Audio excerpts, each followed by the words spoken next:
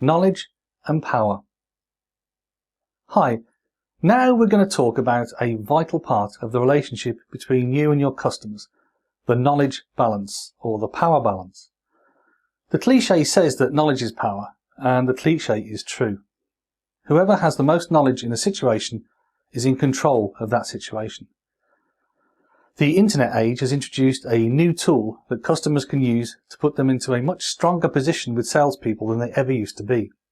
In the past, they had to rely on what you told them, what they picked up from people they knew, and their own experience in order to evaluate your offering and your competition's offerings. These days, potential customers can connect with the world in seconds and read reviews about your company, your product, your service, or even you. You need to be highly aware of the balance of knowledge between yourself and your customer, because this is also the balance of power between yourself and your customer. I'm going to give you a tool, a lens through which to understand how knowledge works in your customer relationships. Now, there are three types of knowledge that need to be looked at through this window: the customer's situation, the facts of their existing state. Second are the issues caused by this existing state and the implications they have for the way the customer does business. Thirdly, there are the next steps, or the path to a future state. This is the customer's aspiration for the future, their vision for how they want to be in the short, medium and longer terms. So let's have a look at the tool so you can keep it in mind as we review these knowledge types. It's a simple but powerful matrix that will give you the edge during the phases of your sales project, from the first meeting all the way through to contract signing. Let's start in the bottom left. This is where you will typically be with most new customers when talking about their specific situations. They know something about it and we don't, so the knowledge balance is very much in their favour. So here you stay very much in humility mode. You learn quickly and you use models that you do know to fill in the details. Use models and examples from previous customers because they're the ones that work best. Then, as you get to know them better, you move up towards a sector where they know and we know, where there's almost an equal balance between the knowledge of a particular situation. This is where you swap stories and bond, where relationship building thrives. On the other side of the window, we have the they don't know and we do know sector.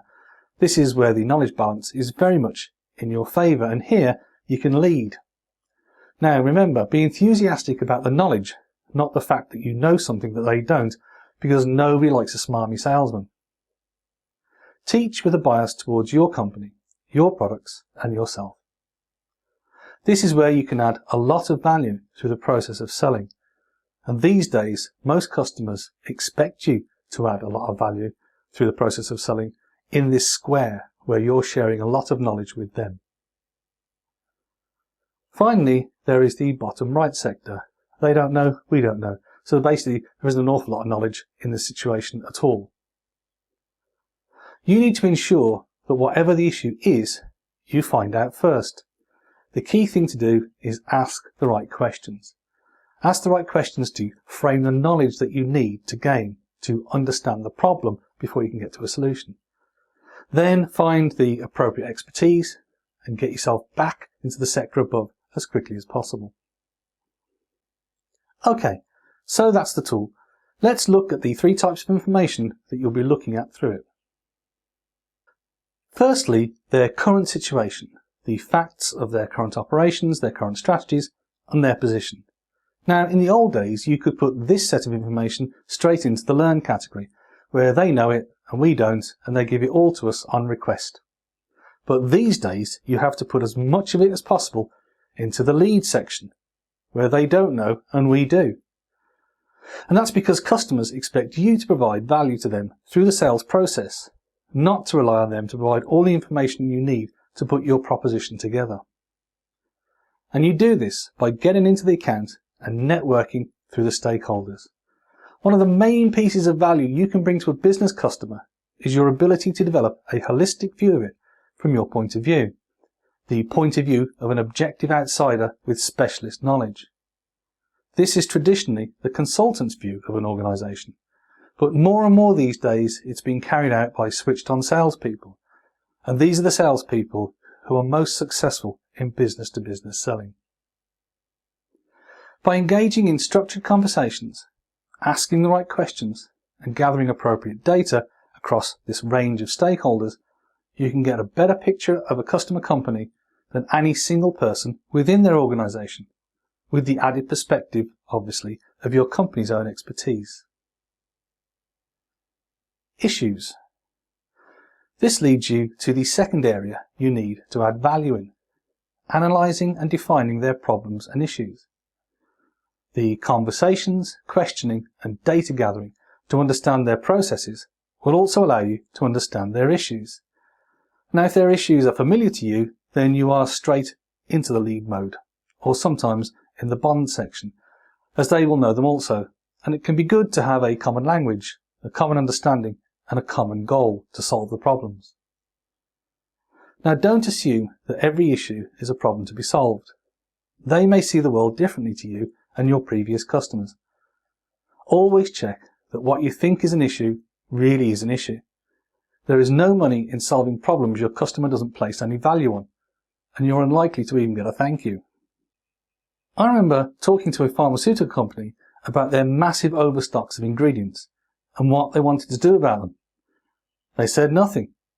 The value of ingredients of a drug compared to what you sell it for once manufactured is absolutely negligible. So even a tenfold overstock was just not worth worrying about for them.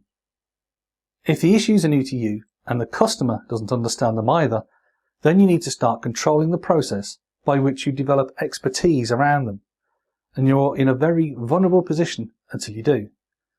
You can propose a research project in order to define these issues, which should be at least jointly funded by the customer or lead to a commitment to work with you after the research project is finished. The final possibility is that the customer does know their issues, but you are not familiar with them, in which case you have an opportunity to learn and adapt your product or service to suit them. However, be careful here. If there is a possibility that such modification will be useful to other customers in the future or allow you to enter a new market segment, then this is worth considering.